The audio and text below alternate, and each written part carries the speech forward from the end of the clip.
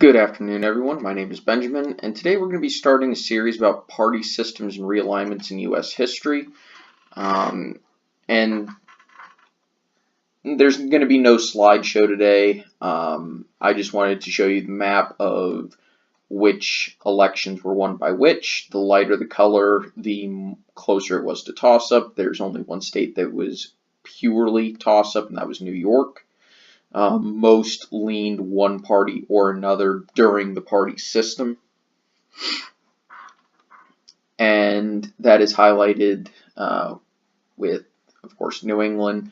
I should qualify that Maine only participated in really one, you could argue two elections in this system, and by that point the Federalist Party was actually mostly dead, so take that with a grain of salt.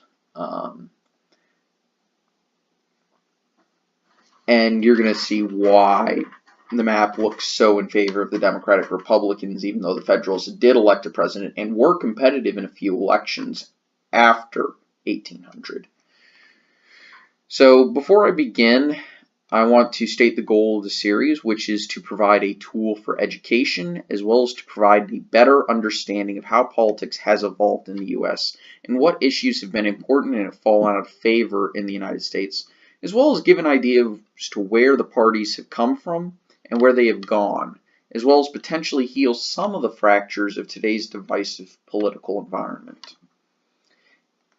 Anyway, so the first party system is the system when Americans really got trapped into two-party politics, which was probably inevitable regardless, and Americans really got to see how party politics could be extremely divisive. There were some very crazy instances of divisive politics and some creative political insults.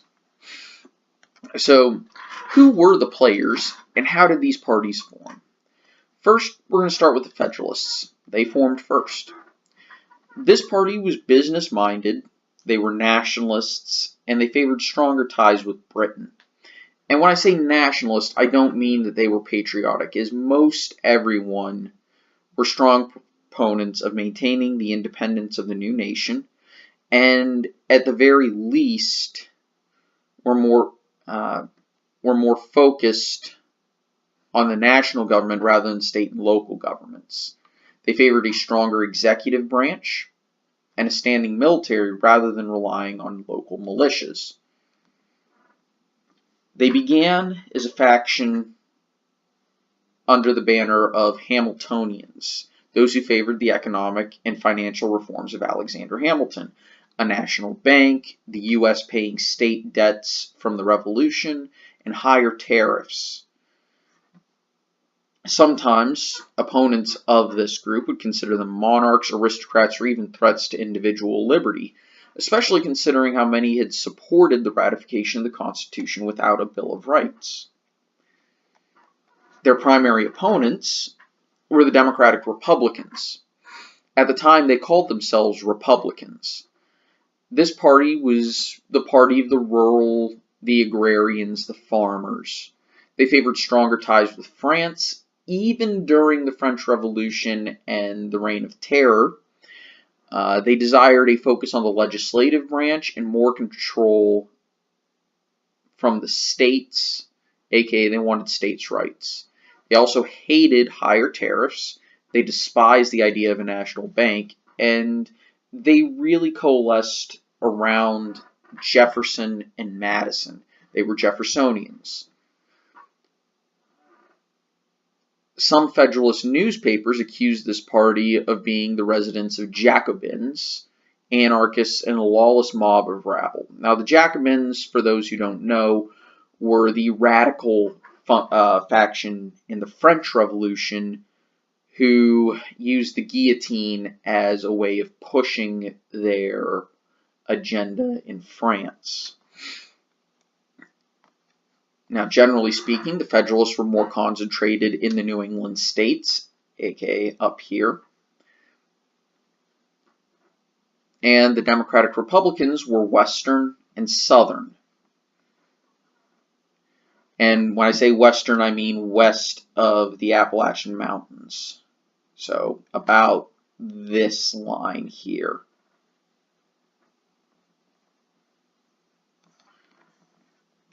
The mid-Atlantic states, that'd be New York, New Jersey, Maryland, Delaware, was not actually that competitive.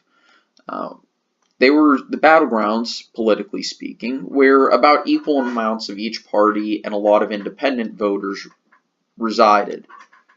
Now, the Federalists, they did start strong. They had you could argue that George Washington was a Federalist, but he was definitely an independent. And the reason you can make that argument is he tended to favor Federalist-style policies. And most of his cabinet were Federalists. They had the first partisan president with John Adams. However, he would also be the party's only president. Jefferson, who, again, for all intents and purposes, was the founder of the Democratic Republicans, won the election of 1800 through a vote in the House after tying in the Electoral College to his running mate, Aaron Burr. Burr would later fall from grace due to a duel with Alexander Hamilton and later attempting to take American territory around the Mississippi River for himself. Following Jefferson, Madison became president, and the War of 1812 all but destroyed the Federalist Party, as they still maintained a pro-British attitude during a war against Britain.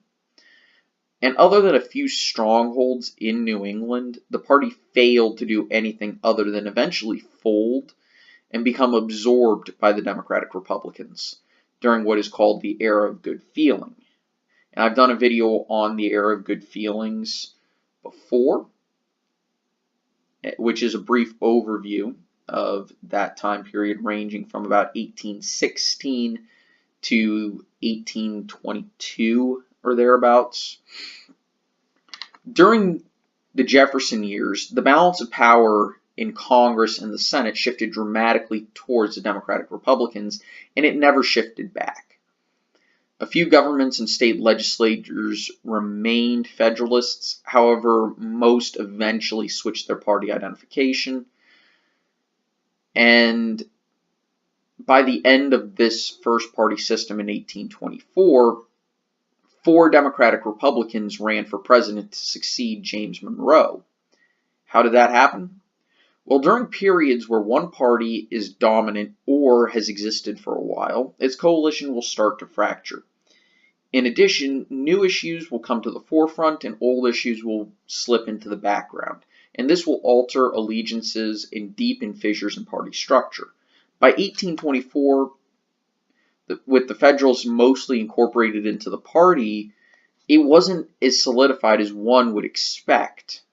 And there were a few issues changing, including rising divisions in the nation over slavery, westward expansion, and decreasing focus on foreign policy and the legacy of colonial America as well as the Revolution. There was a realignment, and it was bound to happen at some point. Now, when we look at this map, what we see is that, generally speaking, as I've stated, New England was the ground of the Federalists, and you would probably expect in a competitive election cycle. I'm going to go ahead and quickly clear that. That was genius. Anyway, I'm not going to alter the electoral votes for this one. I'm just going to delete anything that any state that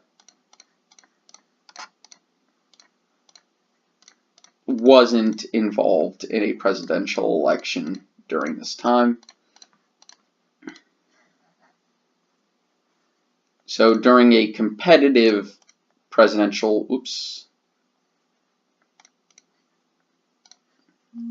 during a competitive presidential election, you would probably expect if all of these states were voting, obviously. You'd probably expect those states to vote Federalist solidly, and these states to vote solidly Democratic Republican. Sorry, I forgot about that.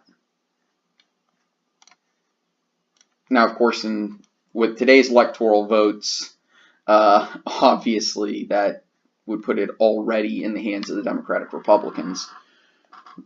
But back in the day, most of these states were pretty small, and Georgia was about half as powerful. So these states had a lot more power. And so you would have had four toss-up states: New York, Pennsylvania, New Jersey, and Maryland. New York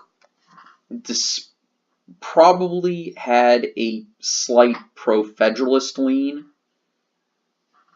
Pennsylvania had a pro-Democratic Republican lean. Maryland and New Jersey, I would probably argue, had a slight federalist lean.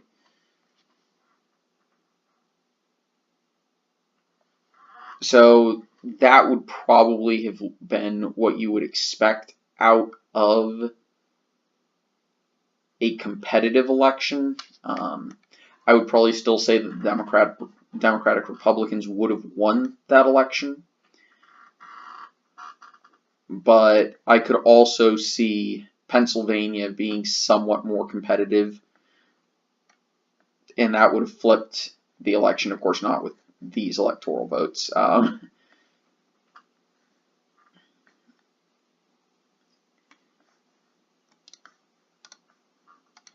But you could also see that type of an election, or even there. A few additional battlegrounds: Vermont and New Hampshire were known to occasionally vote for the Democratic Republicans, even in competitive cycles.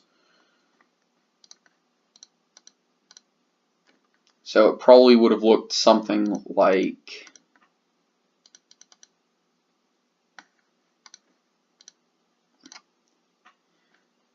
this.